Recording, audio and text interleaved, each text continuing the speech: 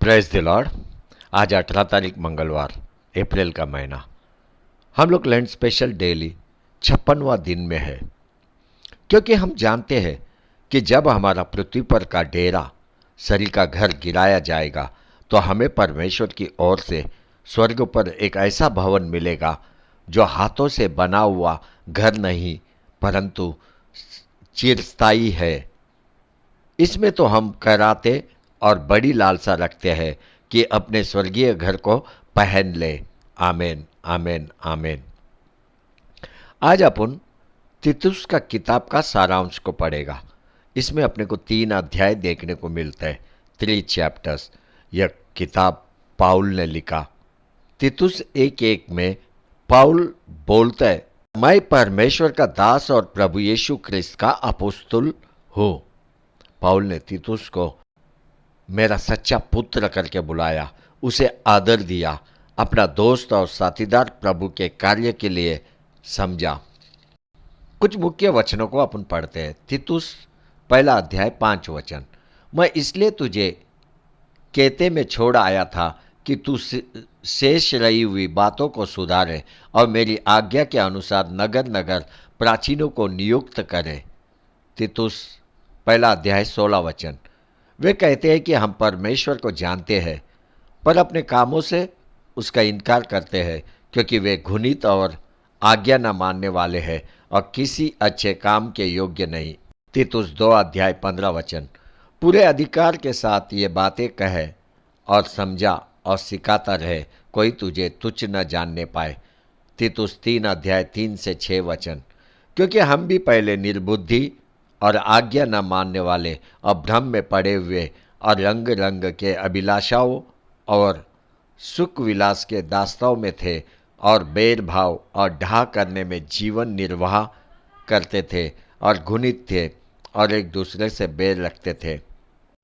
पर जब हमारे उद्धारकर्ता परमेश्वर की कृपा और मनुष्य पर उसकी प्रीति प्रकट हुई तो उसने हमारा उद्धार किया, और यह धर्म के कामों के कारण नहीं जो हमने पाप किया, पर अपनी दया के अनुसार नए जन्म के स्नान और पवित्र आत्मा के हमें नया बनाने के द्वारा हुआ, जिसे उसने हमारे उद्धारकर्ता यीशु मसीह के द्वारा हम पर अधिकाई से उंडेला। अब ये किताब में पाउल अपने को सिखाता है, जब झूठे प्रचारक के साथ आपका सामना होगा उस समय में तुम्हें क्या करना है। अगर तीतुस का किताब को तुम पढ़ेगा, तुझे परमेश्वर का शब्द क्या है ये समझ में आएगा। तुझे ये भी समझ में आएगा कि ख्रिस्ती जीवन कैसे जीना है। कृपया बाइबल पढ़। हर दिन बाइबल पढ़ना ये एक अच्छा स्वभाव है, क्योंकि तीतुस ने परमेश्वर के राज्य का काम में रुचि लिया। इसी कारण से पाउल ने कलीसिया के विषय में कई सत्य उसको प्रकट किया।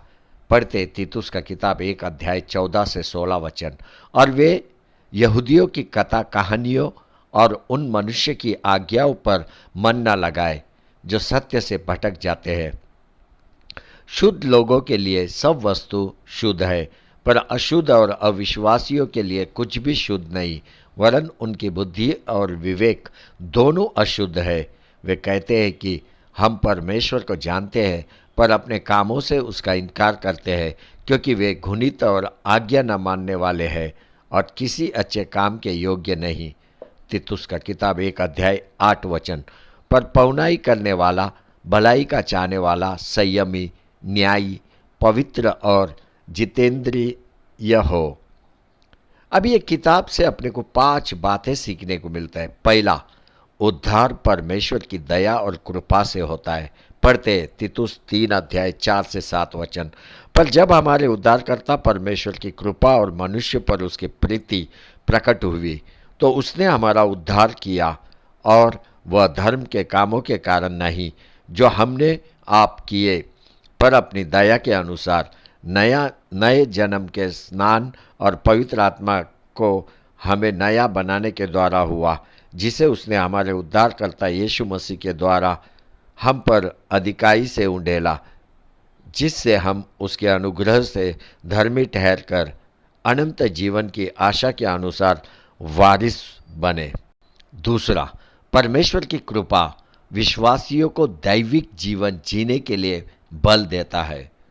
तीसरा, झूठे प्रचारक, शिक्षक स्वार्थी और झगड़ालू होते हैं। चौथा, अच्छे प्रचारक और अच्छे शिक्षक परमेश्वर में बने रहते हैं और विश्वासियों को आने वाली पीढ़ी के लिए तैयार करते हैं। पांचवा, ख्रिस्ती लोगों का विश्वास पारिवारिक जीवन से जांचा जाता है। पढ़ते तीतुस 2 अध्याय 11 से 14। क्योंकि परमेश्वर का अनुग्रह प्रकट है जो सब मनुष्य के उद्धार का कारण है और हमें चिताता है कि हम अभाविक की सांसारिक अभिलाषाओं से मन फेर कर इस युग में संयम और धर्म के भक्ति से जीवन बिताए और उस धन्य आशा की अर्थात अपने महान परमेश्वर और उद्धारकर्ता यीशु मसीह की महिमा के प्रकट होने की बाट जोते रहे, जिसने अपने आप को हमारे लिए दे दिया कि हमें हर प्रकार के अधर्म से छुड़ा ले और शुद्ध करके अपने लिए एक ऐसी जाति बना ले जो भले भले कामों में सरगम हो। तू परमेश्वर की आत्मा में भरोसा कर, तू परमेश्वर की आत्मा में भरोसा कर, विश्वास कर। वही आत्मा तुझे मार्गदर्शन करेगा धार्मिकता में, दैविकता में, आशा में, सहनशीलता में। वही मार्गदर्शन करेगा। आमेन, आमेन, आमेन।